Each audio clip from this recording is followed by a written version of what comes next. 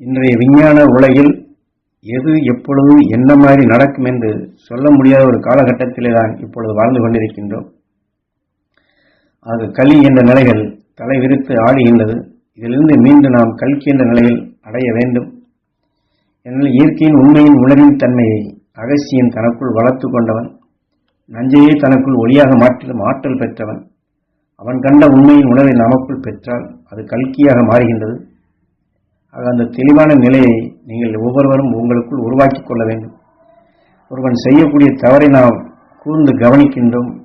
பார்த்து பதிவான பின் அவனை விடுவனா பார் என்ற வேக உணர்வு அசுர உணர்வாக வருகின்றது. அவன் தாக்கவில்லை, இருந்தாலும் தாக்கக்கூடிய உணர்ச்சிகளை தூண்டுகின்றான் என்று வைத்துக் கொண்டாலும் செவிவெளி அது நமக்குள் ஊடுருவுகின்றது. மூக்கு வழி சுவாசிக்கின்றோம். உயிரிலே பட்டதும் உணர்ச்சிகள் தூண்டப்படுகின்றது. உணர்ச்சிகள் உடல் முழுவதும் படர்கின்றது. அப்பொழுது தீமையை உருவாக்கக்கூடியதாக அது மாறிவிடுகின்றது. அதாவது நம் உடலில் இருக்கக்கூடிய நல்ல குணங்களை கொல்லக்கூடிய களி என்ற நிலையாகவே அது வந்து விடுகின்றது. அந்த சந்தர்ப்பங்களில் எல்லாம் துருவ நட்சத்திரத்தின் பேரருள் பேரடி நாங்கள் பெற வேண்டும் ஈஸ்வரா என்று எடுக்கப்படும் பொழுது அது அந்த நஞ்சுகளை அடக்குகின்றது. உணர்வின் அறிவாக மாற்றுகின்றது. உணர்வின் தன்மை ஒளியாக மாறி அதுவே கல்கியாக நமக்குள் உருவாக தொடங்குகின்றது. ஆகவே உயிருடன் ஒன்றி உணர்வின் தன்மை ஒளியாக மாற்றி நாம் கல்கி என்ற நிலைக்கே மாறுதல் வேண்டும். களி என்ற நிலையில் நமக்குள் உருவாகாதபடி, களி நமக்குள் இயக்க சக்தியாக வராதபடி அதை மாற்றி அமைக்க வேண்டும். அதை சிந்தித்து நாம் செயல்பட வேண்டும். என்றால் விஞ்ஞான உரையில் முதலில் சொன்னது போன்று இன்று எத்தனையோ வகையான புது புது நிலைகளை கண்டுபிடித்துக் கொண்டே வருகின்றார். தாவர இனங்களாக இருந்தாலும் சரி, மிருக இனங்களாக இருந்தாலும் சரி, மனிதனுக்குள்ளும் சரி, மற்ற எத்தனை நிலைகளும் சரி, வைரஸ்களையும் கிருமிகளையும் எத்தனை நிலைகளை புதிதாக அவர்கள் உருவாக்குகின்றார்கள்.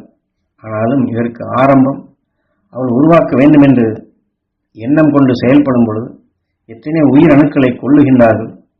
விஷத்தின் தன்மை அதற்குள் கலக்கின்றார்கள். ஆராய்ச்சி என்ற நோக்கத்திலே அதில் புது உணவின் அணுக்களாகவும் உருவாக்குகின்றார்கள்.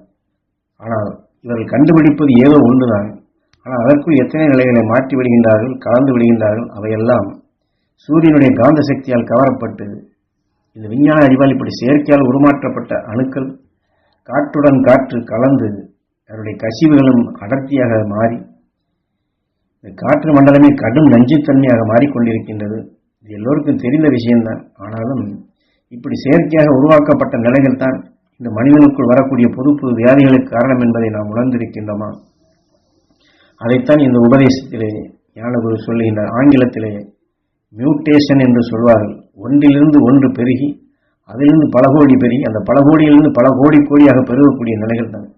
ஆனால் மனிதன் கண்டுபிடிப்பது ஒன்றுதான். ஆனால் அந்த கண்டுபிடிப்பதற்குள் எத்தனை நிலைகளை அவன் புதிதாக மாற்றி விடுகின்றான். அதையெல்லாம் பெருகி பெருகி தாவர இனங்கள், மனிதன் மட்டுமல்ல தாவர இனங்களிலும் இது போய் ஒட்டி கொள்கின்றது.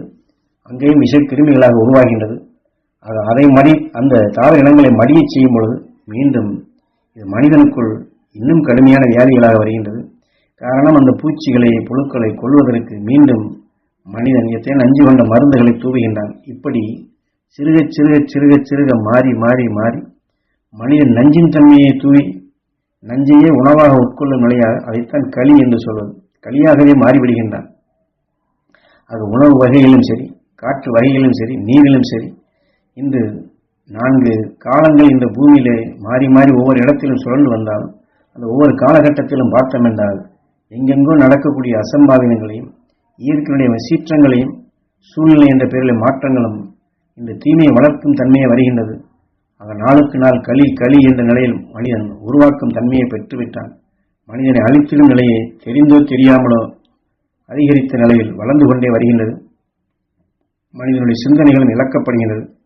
மனிதனையே உருக்குலை செய்யும் உணர்வுகளும் வருகின்றது. இதிலிருந்து மீள்வதற்குத்தான் குரு இங்கே உங்களுக்கு அதை மீண்டும் மீண்டும் ஞாபகப்படுத்துகிறேன் என்று சொல்கின்றார். சூரியன் விஷத்தை நீக்கி இந்த பிரபஞ்சத்தை ஒளிமயமாக மாற்றுவது போல உயிரணு தோன்றி எத்தனை நிலைகளிலோ இது வடிகட்டித்தான் இந்த மனிதனாக நம்மை உருவாக்கி வந்துள்ளது.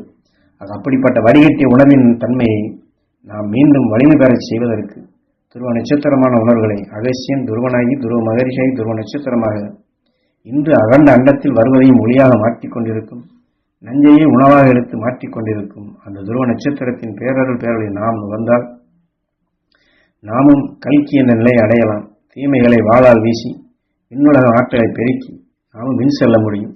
ஆகவே நாம் எதை பெற வேண்டும் என்று இந்த வாழ்க்கையில இன்று நாம் முடிவு செய்து கொள்ள வேண்டும்.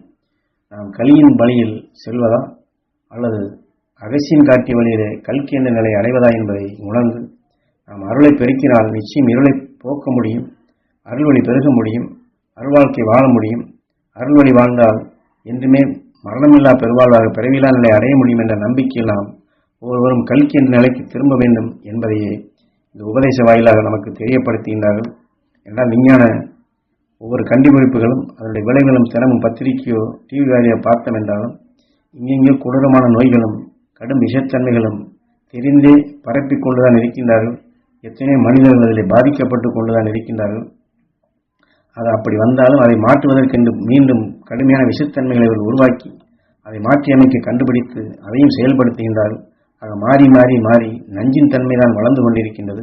அந்த நஞ்சை வென்றிலும் கல்கி என்ற நிலையை நாம் உணர்ந்து கொண்டால் நாம் எதை வலுவாக பற்ற வேண்டும், எதை நம்ம எல்லையாக வைக்க வேண்டும் என்பதை உணர்ந்து கொண்டால் இத்தகைய இருள் சூழும் நிலையிலிருந்து விடுபட்டு விஞ்ஞான உலகிலிருந்து நாம் விடுபடும் செயலாக மாமகர் ஈஸ்வராய குருவர் காட்டிய வழியிலே அருள்வாழ்க்கை வாழ்ந்து நஞ்சை வெல்லக்கூடிய அந்த துருவ நட்சத்திரத்தின் உணவை பெற்று பேரருள் பேரொழியாக நாம் வாழ முடியும். அத்தகைய நிலையை நாம் உறுதிப்படுத்த வேண்டும் என்றுதான் இன்றைய காலகட்டத்திற்கு பொருந்தும்படியாக குருநாதர் உணர்த்துகின்றார்கள்.